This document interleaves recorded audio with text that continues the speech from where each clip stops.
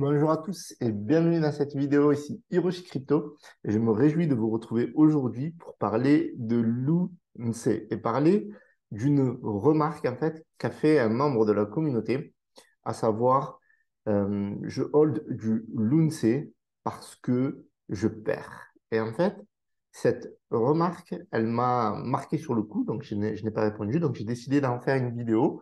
J'ai mûrement réfléchi sur le sujet aujourd'hui. Et donc, du coup, je voulais vous partager ça aujourd'hui. Donc, mettez un gros pouce bleu, abonnez-vous, rejoignez-moi sur Twitter pour partager, voilà, la discussion, etc., des news, des informations sur les projets que je partage, notamment de Hottalk, etc. Et on va regarder le marché avant de revenir sur l'UNC, analyser la charte, etc. Donc, le marché, qu'est-ce qu'il fait aujourd'hui? Eh bien, il recule de 0,54%. OK. On a le Bitcoin voilà, qui fait du surplace après avoir atteint les 28 000. Donc là, on est juste en dessous de la zone des 28 000. 1633 pour l'Ether. Le BNB qui fait pas mal de surplace, autour des 211 dollars. XRP, voilà, toujours autour des 52 cents. 50 cents, ça ne bouge pas. Donc, Sol reste solide là en ce moment depuis qu'il a breakout les 20 dollars. Euh, ADA 25, OK, 5 centimes. Trump, 10e position, là, très, très, très solide. Par contre, au niveau de la valeur du token, il faut savoir que Tron, c'est un token qui est très, très, très, très ancien. Donc, malgré les bull runs, le bull run 2017, le bull run 2021, etc., ben, il n'explose pas tellement en réalité. Donc, mais ce qui compte aussi, c'est que voilà, très, très, très bonne position dans le top market cap. Et en fait, c'est surtout sa supply aussi qui est assez conséquente, qui fait que la valeur du token va pas chercher des grosses sommes. Voilà, donc le marché, de manière générale aujourd'hui, il est plutôt stable. Donc on n'est pas bullish, d'accord? On consolide les positions, quelques tokens qui montent, mais finalement pas grand-chose. Du coup, on va s'intéresser aujourd'hui à Luna classique, d'accord? Parce que c'est vrai que si on regarde depuis le début de l'année, où on était autour des 3,28 €, et même là, on est autour des 11 octobre 2022. Là, forcément, il y avait une très, très, très, très, très belle high. Donc, voilà, il était plutôt bullish. Mais si on regarde sur un mois, là, on a l'impression que ça commence à se réveiller. Donc là, on est sur un range, etc. Donc, est-ce que ça va péter? Est-ce que ça va pas péter? Ça, on saura par la suite. Donc là, on est sur une capitalisation autour des 339 millions, donc ça se stabilise pas mal au-dessus des 300 millions. OK, donc le volume est beaucoup plus faible qu'auparavant. C'est que voilà, quand on faisait les analyses de burn, des calculs, etc. Donc c'était assez excitant parce que des fois, il y avait des journées avec des volumes allant jusqu'à 2 milliards. Donc c'était juste énorme. Et donc du coup, là, il y avait une grosse hype de la communauté. Et là, on voit clairement quelque chose, c'est que par rapport à 2022 et la Renaissance, eh bien, on a une très, très baisse de liquidité, mais pas que sur Luna classique, ou sur l'UST qui est devenu l'USTC, sur l'ensemble du marché. D'accord? Sur l'ensemble du marché. Il faut savoir que dans cette période-là, en ce moment, il y a une très, très forte baisse de liquidité, même si on vous parle du bull run potentiel après le halving de l'année prochaine, d'accord? Printemps 2024, ou également les ETF Bitcoin en spot qui ont été déposés et qui pourraient être validés par la SEC, bien qu'ils aient reculé la date de validation. Donc, du coup, on a quand même un marché voilà, qui est là, qui se stabilise, mais qui est en perte de vitesse, clairement. Alors, Luna Classic ne va pas faire l'exception parce que le Bitcoin, si le Bitcoin il n'explose pas, même si on est à des plus hauts niveaux, d'accord? C'est-à-dire que là, si on regarde le Bitcoin aujourd'hui, il est autour des 28 000, d'accord? Il est quand même à des niveaux supérieurs au précédent bear market. Parce que, par exemple, le bull run, parce que la référence, là, c'était quoi? On a eu le bull run en 2021, d'accord? On a eu le bull run en 2017, début 2018. Et le Bitcoin était monté autour des 20 000 dollars, d'accord? Lors du bull run de 2017. Et après, il a reculé, corrigé, etc. Et il est descendu autour des 3000 et quelques dollars, si je ne me trompe pas. Donc, il y avait quand même une sacrée baisse, d'accord? C'est-à-dire que la somme a été quand même divisée presque par 7, ok? De 20 000, 21 000, 20 000, je ne sais plus exactement le chiffre, autour des 3000 dollars. Donc, c'était quand même énorme comme chute. Ça a été divisé par 7. Là, si on reprend le Bitcoin en 2021, il est monté autour de 64 000 dollars, il me semble. Voilà, je n'ai plus les chiffres en tête. Mais il a reculé au plus bas, au-dessus des 15 000, 15 500, il me semble. Donc, ça a été divisé par à peu près 4. D'accord? Donc, vous voyez que la différence en fait, de baisse, ben, elle est beaucoup moins significative du bull run 2017 par rapport au bull run précédent, de 2021. Donc, ça prouve quelque chose. Ça prouve que ben, il y a de plus en plus de démocratisation autour de la crypto-monnaie. Il y a de plus en plus d'investisseurs, de holders. Il y a une base saine et solide qui est en train de se créer. Donc là où je veux en venir, c'est que aujourd'hui, on a une crypto-monnaie, d'accord, le Luna classique, qui a pas mal explosé à plusieurs phases, et surtout quand, par exemple, le marché était baissier, d'accord, c'est-à-dire quand le marché était baissier en 2022, ben, Luna, à l'époque, ils avaient littéralement explosé. On allait chercher ATH, après ATH, etc. Et puis, quand le marché eh bien, a baissé, c'est-à-dire en 2022, avec le bear market, etc., d'une part, au départ, au mois de mai, à cause de la chute de Luna, mais après, voilà, le marché était en bear market, que des mauvaises news, Celsius, Voyageur, des banques, etc. Eh bien, Luna Classic était en plein rebond, d'accord? Il était en train de complètement se relancer.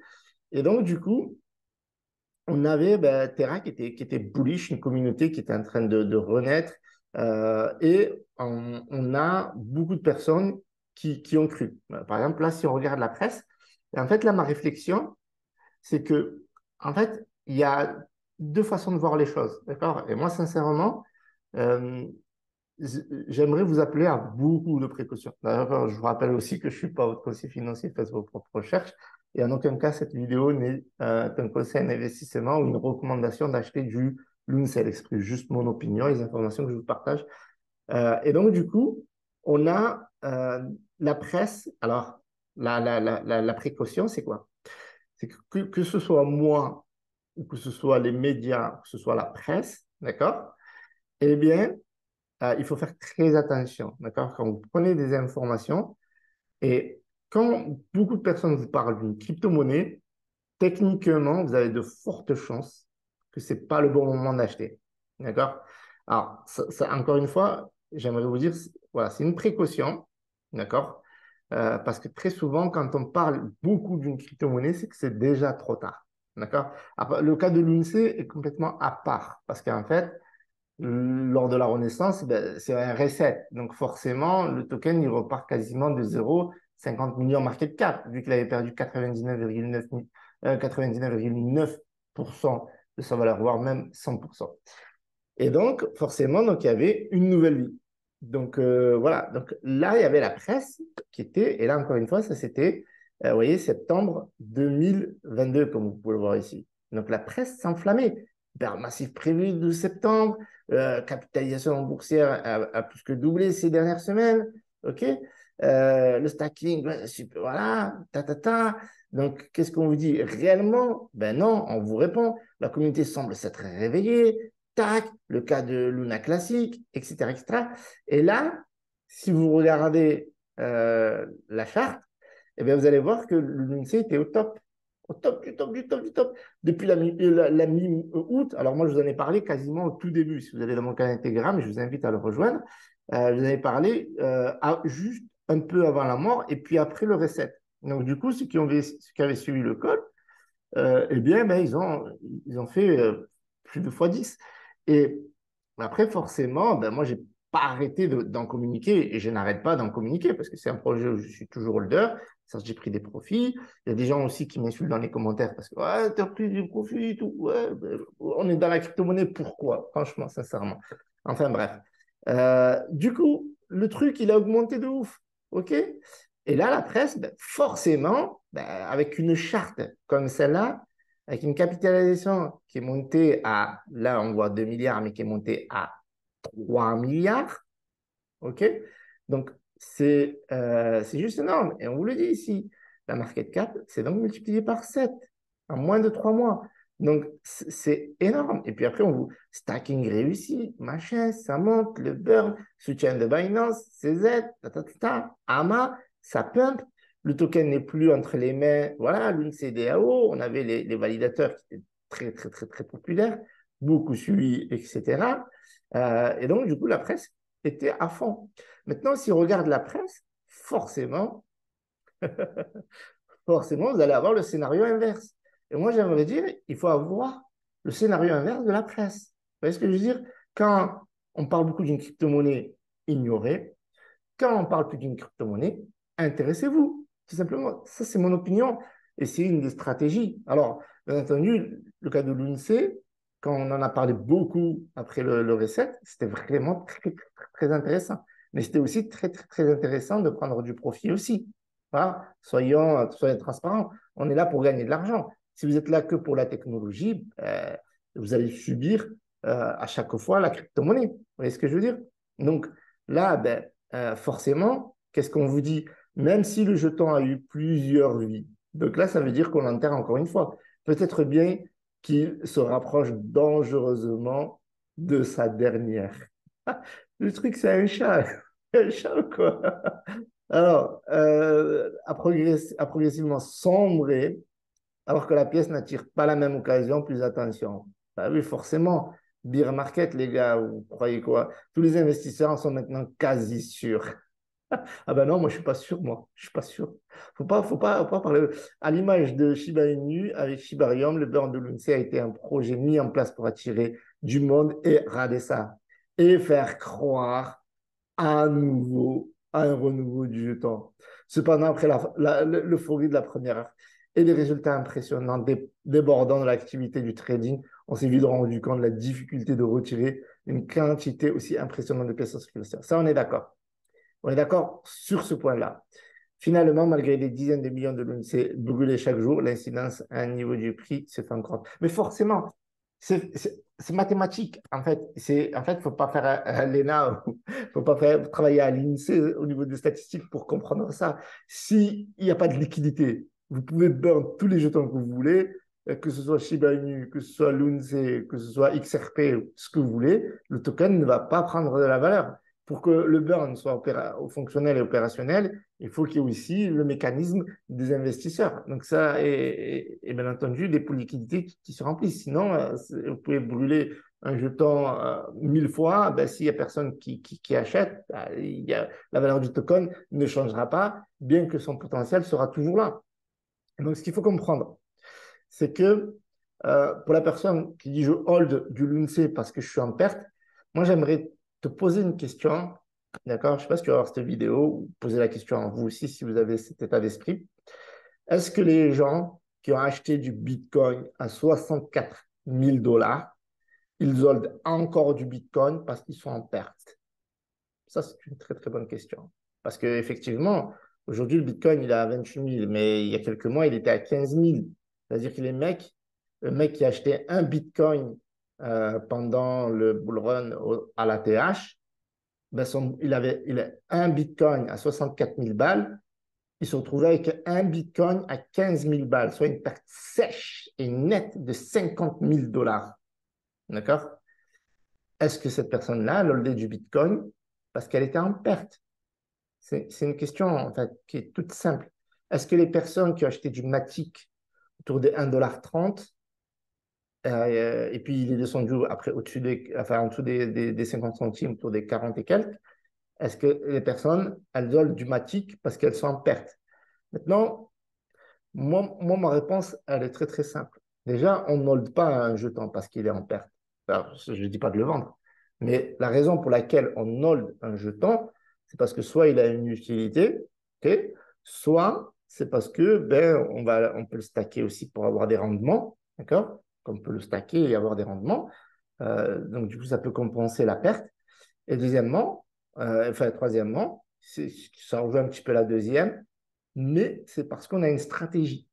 C'est parce qu'on a cru au projet. Et c'est pas parce que aujourd'hui, on est en bear market et qu'il y a eu toutes les mauvaises nouvelles. Faut pas oublier tout ce qui s'est passé, donc, soit d'un point de vue géopolitique, soit de manière macroéconomique, soit de manière économique, avec l'inflation, les hausses des taux d'intérêt, le retour de l'inflation, également le bull run qui se fait attendre. On parle de bear market le plus long de l'histoire de la crypto-monnaie.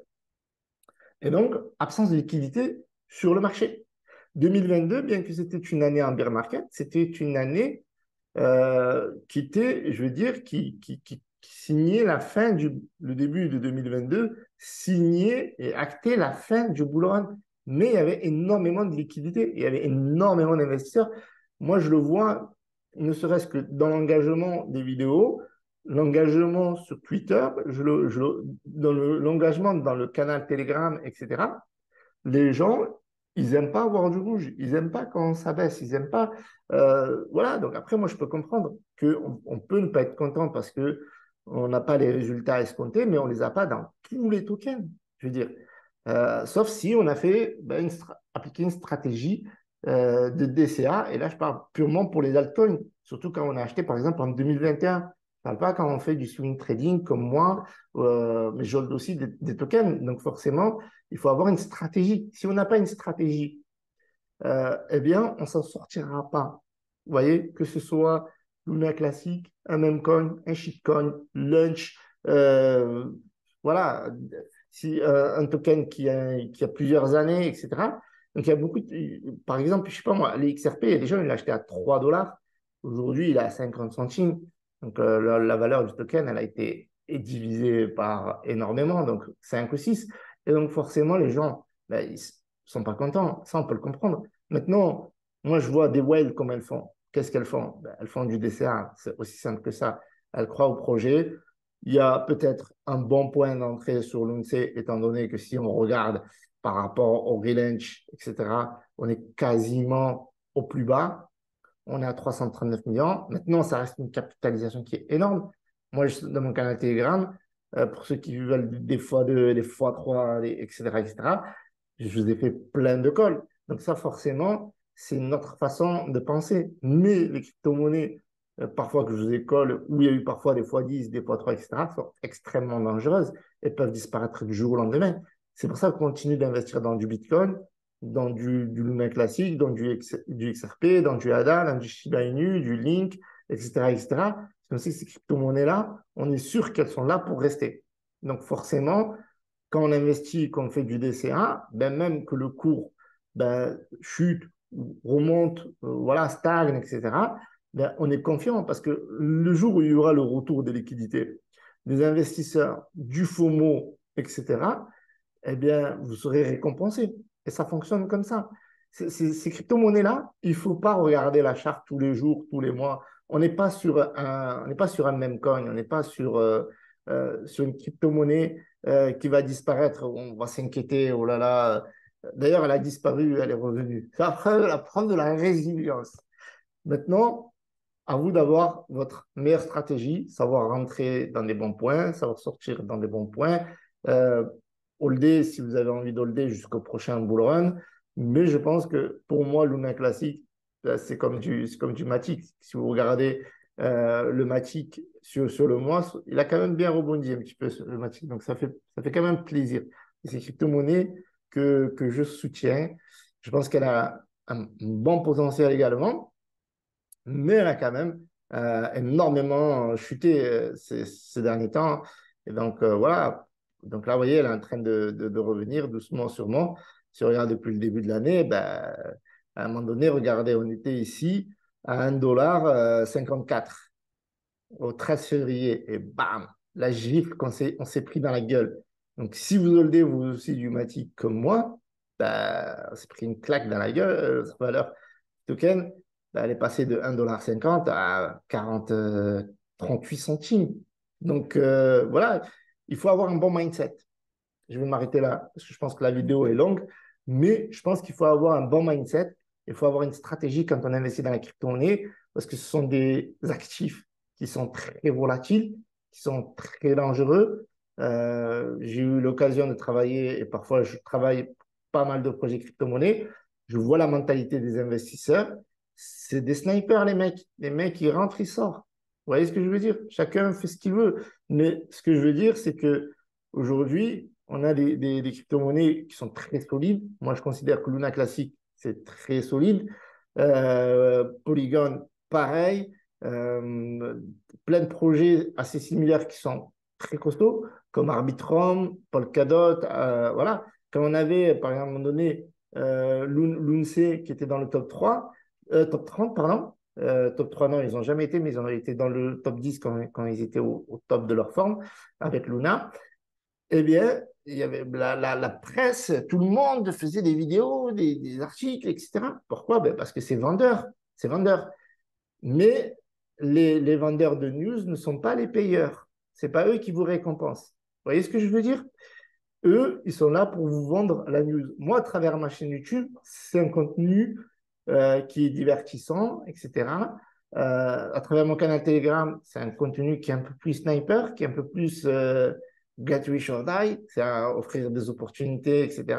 Maintenant, aussi à travers ma chaîne YouTube, je peux vous délivrer des, entre guillemets, des informations, ce ne sont pas des conseils d'investissement qui peuvent vous permettre de gagner de l'argent, mais c'est quand même un contenu qui est différent de la presse, qui est juste là pour balancer des news, surfer, faire des millions de vues. Moi, je ne fais pas des millions de vues. Et ma chaîne n'a pas vocation, à part pour certaines vidéos, c'est normal parce que je suis là aussi pour créer une audience. Si je ne fais pas des vues, si je ne mets pas parfois des titres putaclic, ben, la vidéo, elle n'explose pas. Et donc, ben, le nombre d'abonnés n'augmente pas. Et donc, forcément, ben, je reste au fond de la cave des youtubeurs. Bon, voilà. À part ça, j'essaie d'être le plus authentique et de vous apporter le plus de valeur. Et moi, ce que je pense, c'est qu'il faut avoir une stratégie, avoir un bon mindset et la presse, les vidéos YouTube, etc. Vous voyez, à un moment donné, quand on vous disait casse pas, casse, machin, ben, c'est pas le moment d'investir. Vous voyez, quand on vous dit, je sais pas quoi, Tao, machin, quand vous voyez les YouTubeurs, machin, nanana, faites attention. Des fois, il y a les mecs, euh, ils sont sponsorisés, mais ils vous le diront pas. Ils vous le diront pas. Et vous allez entendre parler en chaîne d'un certain nombre de crypto-monnaies, en chaîne, mais vraiment partout.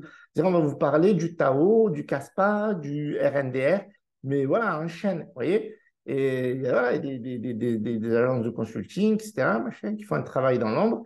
Et derrière, vous in et eux, ils out. Aussi simple que ça. Donc, c'est pour ça que le monde de la crypto-monnaie, c'est un univers qui est qui est qui est très dangereux. D'accord? Et ça, je vous le dis parce que moi, je le vois de l'intérieur. Donc, forcément, ben, il faut prendre ses précautions et avoir une stratégie. Voilà, ça, c'est clair. Et on va rester là-dedans. Et on n'a pas une crypto-monnaie parce qu'on est en perte. D'accord? Parce on peut dégager une crypto-monnaie qui est en perte. Hein, sachez-le. Maintenant, ça dépend de votre stratégie. Moi, j'ai une stratégie où un altcoin qui est en perte, ben je ne le vends pas, sauf si je suis en swing et que j'ai fixé un stop loss 5%, 10% de 20% de perte, hop, je kill et je passe à autre chose. Mais si je suis dans une position long terme, ben là, je vais appliquer une méthode DCA qui peut être très agressive. C'est-à-dire que si, par exemple, ben là, il a descendu au plus bas de son plus bas, ben je vais mettre encore plus. S'il remonte et qu'il redevient à un niveau stable, ben là, je vais continuer mon DCA. Vous voyez ce que je veux dire? Maintenant, à vous d'appliquer votre propre stratégie. Voilà ce que je voulais vous dire dans cette vidéo. Je pense qu'elle a été longue, comme d'habitude. Mais voilà, j'espère que vous avez aimé. Mettez un gros pouce bleu. Et si vous êtes resté jusqu'à la fin, mettez un petit hashtag, je ne sais pas moi, hashtag Hiro, H-I-R-O, et me posez un petit commentaire. Allez, salut à tous, c'était Hiroshi.